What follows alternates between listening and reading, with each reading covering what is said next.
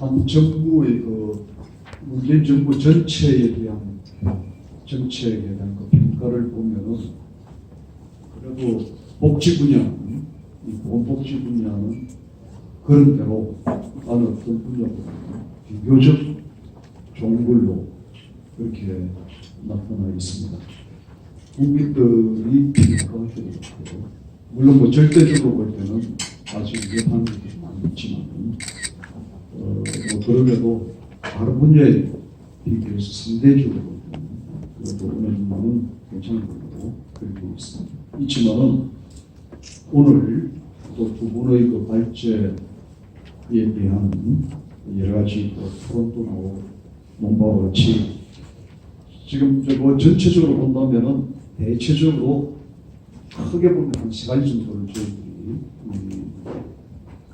저희 고사인에서 한 것이 첫 번째는 정말로 이 새로운 정부가 들어서면서 어떤 정책의 그 의도, 기획, 앞으로 5년 동안에 어떻게 해나갈 것인가에 대한 기획적인 차원에서 우리가 좀 본 것이 있는데요. 뭐 여기에 대해서는 전반적으로 그렇게 아주 훌륭하게 새롭게 정말 패러다임이 변화될 정도로 또 때로는 촛불 중국에서 이야기했던 삶의 질, 또 행복, 성장에서부터 나름대로는 국민의 행복, 삶의 질로서 바뀌는 그런 큰 패러다임에 대한 그 기대에는 그 준비성이 좀 부분도 있지 않느냐 하는 생각이 많이 나왔습니다. 그래서 그 부분들도 빼고 아까 발제하신 분 토론 한번 빼고 사회를 하시고 또 오늘 한겨레 이창훈 우리 농수위원님 오시는데 그 세 분에게 지금 질문을 좀 한 가지 먼저 드리고 싶은 게 뭐냐면 혹시 여기에 보면은 뭐 나름대로 성과가 있었던 부분 보건복지 분야 그다음에는 또 미흡한 분야가 있는데요. 혹시 여기서 지적되어 있는 한 서너 가지 그 분야에 대해서 혹시 의견이 다르다거나 또 어떤 부분은 조금 더 까진 부분이 있다든가 한 것을 조금 세금으로서 보충을 좀 해주시면 오늘 바탕으로 해가지고 중요한 것은 이제 두 번째는 왜 나아가야 될 것은 앞으로 이런 그 평가를 통해서 앞으로 3년 동안 어떻게 할 것인가 남은 3년 동안 해야 될 그 과제 그걸 좀 중점적으로 토론을 하고 또 토요일 계시는 또 여러 선생님들의 또 고견도 듣는 시간 갖도록 그렇게 진행을 하는 거 아닙니다. 먼저 그러면은 아까 그 순서대로 해주시죠. 보건부터 우리 정유 선생님부터 그 다음에는 또 우리 사회복지학회 정유 선생님 마지막으로 이창훈 선생님 아까 그 예판 부분 또 나름대로 그 성과가 있었던 그 부분을 관련해서 한두 가지씩 이야기를 들었으면 좋겠습니다. 예, 의견이 다른 부분을 이제 갑자기 말씀을 하시는데 전체적인 그 분류나 평가에 대해서 그렇게 큰 이견이 있지는 않아서 순간적으로 생각을 좀 해보면 우선 이제 흔히들 지적하는 그런 문제에 관련해가지고 좀 생각이 좀 나는데 우선 지금 최근에 보장성 강화와 관련해가지고 가장 핫한 이슈는 상급병실, 그러니까 상급종합병원 쪽의 3차 병원에 해당하는 그쪽에 쏠림이 이것 때문에 생겼다라고 해가지고 하는 비판이 가장 크거든요. 근데 이제 모든 정책이라고 하는 것이 이제 좋은 면과 나쁜 측면이 이렇게 이제 병행을 하지요. 모든 게 좋은 거면 누구나 그 선택을 빨리 하고 싶게 했겠는데 이제 그렇지 않은 측면이 있어서 쏠릴 거다. 왜냐하면은 보장성을 강화하는 그동안에 의료비가 비싼 거를 부담을 좀 덜 가지고 필요한 의료를 받게 해주자라고 하는 정책이기 때문에 부담이 적어진다 하면은 필요한 의료는 이제 받으려고 할 거고 그런데 그 필요한 의료가 뭔지가 불확실하죠. 그게 바로 이 정부의 비대칭성이 있는 보건의료의 가장 큰 특징인데 대부분은 이제 그러니까 이미지나 이런 걸 가지고 갖게 되는데 상급병원, 큰 병원을 가면 뭔가 나을 거다 이렇게 판단하니까 그쪽으로 그동안은 부담이 많아서 못 갔던 게 이제 가게 된다. 근데 이 부분은 이미 이제 예견됐던 거죠. 그럼 이거 어떻게 할 거냐? 근데 우리가 가장 대표적인 게 선택진료비가 이제 폐지된 게 그런 대단한 정책이죠, 그게. 근데 이제 그거는 이미 지난 정부 때부터 이제 시작이 된 거예요. 큰 흐름은. 그러나 아무튼 그게 큰 정책인데 그러다 보니까 부담이 없어서 갔다는 거죠. 그럼 자 이럴 때 이제 우리는 어떻게 해야 되느냐? 정책이라는 게 악연성이 있으니까 그럴 때 우리가 판단을 하는 것이 그 우선순위라고 봐요. 그러니까 우리가 지금 중요한 게 뭐냐? 중요한 것은 전체적으로 비급여를 줄여서 전체적으로 의료비 관리의 툴을 만들고, 근데 이 부분은 이제 좀 실패하는 것이 있어서 시간이 좀 말씀드리겠습니다만은 아무튼 뭐가 됐든 간에 보장성을 확대해서 의료비 부담을 줄이고 하는 방향으로 가자라고 하는 그런 목표를 위해서 상급병실도 쏠림이 있었다라고 한다 그럴 때 결국은 둘이 불가피한 것이라면은 되도록이면은 더 중요한 걸 해야 된다. 근데 앞에 말한 보장성 강화와 의료비 부담이 더 강하기 때문에 우리는 정책 선택을 해야 하는 거죠. 다만 이제 큰 병원으로 몰리는데 아까 지표가 나타난 거 보면 아직 좀 불확실한데 사실은 이제 상급병원의 쏠림 현상은 지금 보장성 강화 이전에 이미 꽉 차 있는 문제예요. 여기는 뭐 정말 누구나 가고 싶어 하는데 비용 문제만이 아니라 이런저런 이유로 시간 비용 뭐 기다려야 되는 거 그래서 못 가고 있었는데 그 부분 때문에 이미 쏠림 현상은 다른 현상에 의해서 크게 부각되지 않을 수도 있는 이미 있는 현상이기 때문에 상대적으로 개선의 여지 그 다음에 마이너스 측면을 고려할 때는 그래도 그런 우려에도 불구하고 보상성황을 했었어야 된다라고 하는 일반적인 비판에 대한 대답 정도입니다. 시간이 길어지니까 예, 감사합니다. 그또 맞아야 할 때 말씀해 주시고 정우 선생님. 예, 오늘 국제연구원에서 정부 평가, 정부 정책 평가한다고 해서 상당히 좀 긍정적인 평가만 할 줄 알았는데 굉장히 신랄한 얘기들이 많이 나와서 제가 오히려 좀 긍정적인 생각을 많이 갖고 있는데 조금 다른 자료를 좀 해보겠습니다. 일단 우리 이현주 박사께서 그 기획 중심의 어떤 평가가 필요하다는 것에 대해서 저는 굉장히 아주 공감을 하게 됩니다. 왜냐하면 이 복지 정책이라는 게 이제 제가 앞에서도 말씀드렸듯이 이념적 틀에 따라서 보는 관점이 굉장히 달라지기 때문에 그 기획 과정의 어떤 정당성 문제라든가 또 이 포괄적인 어떤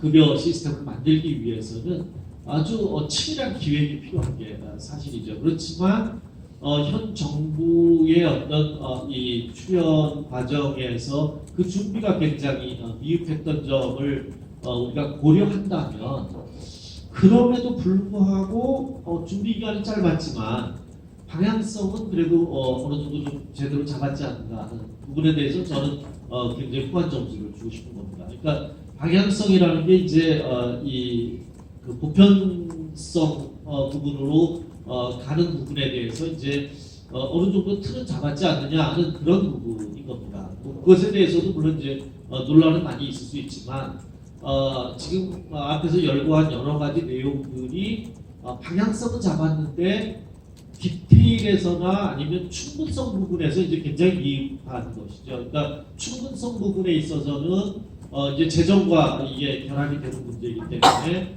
정말 구체적으로 증세와 관련된 계획까지 충분히 나와야 되는데 이것도 이제 정치적인 어떤 여러 가지 상황을 이렇게 고려하다 보니까 그런 부분들을 지금 충분히 못하고 있는 것이 이제 아쉬운 거고 또 우리가 이제 디테일 부분과 관련시켜서는 결국은 이런 그 전달책에 관련된 부분하고도 굉장히 관계가 깊거든요. 그런데 지금 현 정부가 이 보편주의적인 복지를 얘기하면서 국가가 전부 책임지겠다라는 그런 정치적인 어떤 구호들을 상당히 많이 외쳐왔거든요. 그러다 보니까 실제로 어떤 이 복지 서비스나 전달체계 과정에서는 민간의 역할도 굉장히 큰데 지금 이제 그 지역 현장으로 가보면 지금 이제 정부가 커뮤니티 케어를 얘기하면서도 별로 민간을 파트너로 생각하지 않는 부분들 이런 부분들이 지금 상당히 있다 보니까 이 복지 서비스와 관련시켜서 시민들이 체감하는 복지가 잘 나오기가 어렵다. 그리고 정치 구호로서의 국가가 책임진다라는 그것으로 인해서 기대감이 굉장히 높은 겁니다. 지금 국민들의 기대감이 굉장히 높다 보니까 이 여러 가지 어떤 이런 수당이나 뭐 이런 여러 가지를 높이고 확대하고 아무리 그런다 할지라도 이 국민들의 어떤 기대 수준이 높다 보니까 만족도는 자꾸 떨어지고 있다. 이제 이런 부분입니다. 그래서 그런 측면에서 우리가 좀 더 치밀하고 체계적인 그런 기획 또 그런 실행들이 필요하다라는 생각을 하고 있고요. 또 하나는 이제 이 중장년층, 그러니까 청년층 문제는 물론 이게 복지 차원에서 해결해야 되는 문제이기도 하지만 사실은 이제 경제적인 차원에서 해결해야 될 문제가 더 많은 것 같고요, 제 생각에는. 근데 앞으로 이제 저희가 굉장히 우리 사회가 이제 고민해야 될 게 이 베이비 부모 세대들의 문제입니다. 그러니까 이 베이비 부모 세대들이 지금 우리나라 인구층 중에서 가장 많은 인구층을 차지하고 있고 이 층들의 앞으로의 이 은퇴 후의 삶에 대해서 과연 국가가 어떠한 준비를 하고 있는가?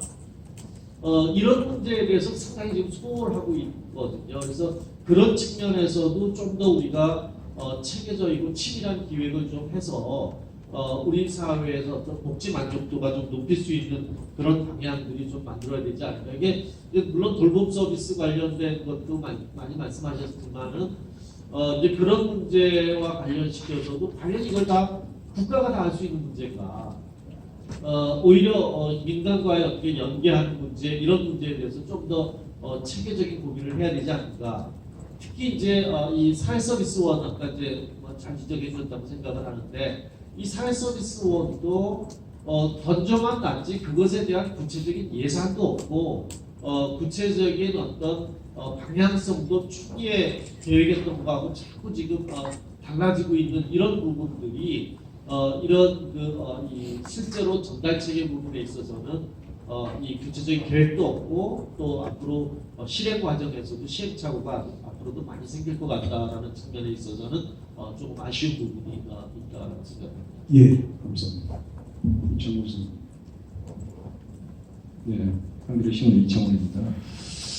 저는 뭐 특별하게 큰 의견이 있는 건 아니고요. 나중에 뭐 과제 관련해서 좀 보탤 말씀이 있어서 그때 좀 더 자세히 말씀드리도록 하고 우선 평가와 관련해서 저는 이제 문재인 정부의 보건복지 정책에 대한 여러 평가에 참여를 했는데 오늘이 아마 제가 기억하기로 한 뭐 6번째 정도 되지 않을까 싶어요. 네, 상당히 많이 참여했죠. 그만큼 많은 평가가 있었다는 얘기인데 뭐 이제 크게 보면 이제 뭐 청와대 차원에서의 평가, 그다음에 또 구체적으로 그 안에서도 정책기획원의 평가, 그다음에 언론의 평가, 또 시민단체의 평가, 뭐 오늘 또 국책연구기관의 평가 등등 이런 평가가 있었습니다. 그러니까 그래서 이런 평가를 접할 때마다 평가는 누가 하느냐에 따라서 달라라는 거죠. 이건 상식적인 거죠, 그죠? 예.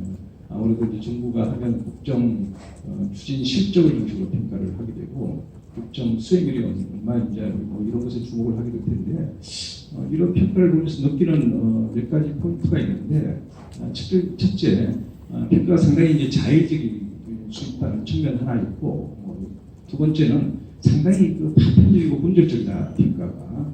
그러니까 하나의 정책이라는 게 형성되는 단계부터 실제로 집행에 이르기까지 그리고 그것이 하나의 개선을 위한 평가에 있어서도 여러 이제 이해 당사들이 있고 또 여러 각도의 시선이 있을 텐데 그리고 또 보건복지 정책만으로 보건복지를 평가하는 것이 온전한 평가인가라는 것이죠. 예를 들어서 이제 40대, 30대 중장년층에 대한 새로운 정책이 필요하다라고 했을 때 이것이 보건복지를 좀 더 강하게 넓게 좀 봐서 서구의 이제 사회정책적 시선으로 본다면 노동시장 이 노동의 문제와 그다음에 교육의 문제와 그다음에 이렇게 이제 다 이제 연계돼 있는데 연계된 가운데 평가를 했을 때 그 이제 좀 더 정치한 대안과 또 어떻게 보면 좀 더 실현 가능하면서도 효과적인 대안이 도출될 수 있는데 복지 정책 그 프로그램적인 시선으로만 평가하는 게 온당한 평가가 될 수 있는가라는 것이고 또 하나 평가를 할 때 복지 정책 요소가 상당히 많이 작동을 합니다. 하나의 정책이 기획될 때 또 여러 플레이들이 있고 여러 플레이들이 관여를 하면서 그 정책 목표와 지향점, 주안점 이런 것들이 달라지거나 아니면 일그러지거나 아니면 뭐 또 어떤 점에서 상당히 무게 중심이 옮겨가거나 뭐 이런 어떤 현상이 있는데 이런 어떤 그리고 그것이 또 실현되지 못했던 과정에는 또 이제 복지 정치 중요한 플레이 중에 하나인 청와대만 있는 게 아니고 복지부만 있는 게 아니라 여기에는 기재부가 있고 또 국회가 있고 또 이해 당사자로서의 반대하는 집단이 있고 이런 것에 의해서 그것이 이제 애초에 그 상이 점점점 진행하면서 프로세싱 과정에서 어느 것이 그 색채가 그 정책의 색깔이 좀 더 달라지는 측면 그래서 어떻다 그 과정에서 뭔가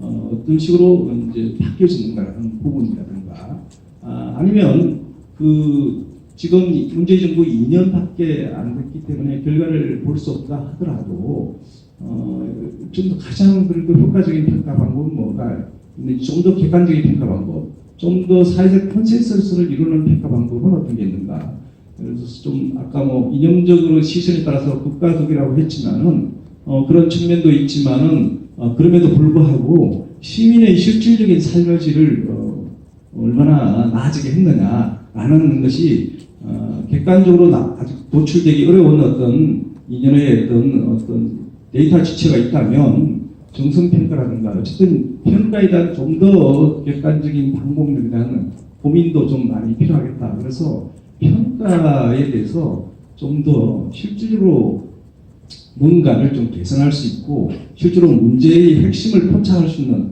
평가에 대한 고민이 좀 필요하겠다 이런 생각이 들었습니다. 그래서 이 부분에 대해서 좀 많이 이제 좀 생각을 하고 또 연구자들께서는 좀 더 연구를 해주시면 좋겠다 이런 생각이 들고요. 또 하나는 지난 뭐 이러저러한 토론회 그다음에 평가의 과정에 참여를 하면서 이 평가의 쓸모가 도대체 있는가? 이제 여기서 여기 많은 분들이 와 계시고 또 많은 전문가들이 얘기를 하는데 그 얘기가 실질적으로 어떻게 수렴되고 실질적으로 또 어떻게 정부 정책 결정 과정에서 반영이 되는가라는 문제, 평가의 실질적인 반영의 문제 이것에 대한 고민도 같이 놓여 있습니다. 이것은 나중에 아마 그 과제 부분에 있어서도 한 번 더 좀 짚어야 될 대목이 아닌가 싶습니다. 네, 여기서 마치겠습니다. 예, 평가 자체와 그다음에 이것이 이게 실컷 고생해가지고 올려놓은 거에 국가 정책이겠다. 어느 정도 반영될 것인가 얘기하는. 뭐 지금까지 많은 토론, 많은 심포지움 해가지고 많이 하고 국가 정책에 반영되는 것은 뭐 거의 그래도 뭐 어느 정도 반영되겠죠. 그렇지만 확실하게 반영시키는 노력을 하겠습니다. 여하튼 그 세 분의 조금 더 보충적인 좋은 의견을 해주신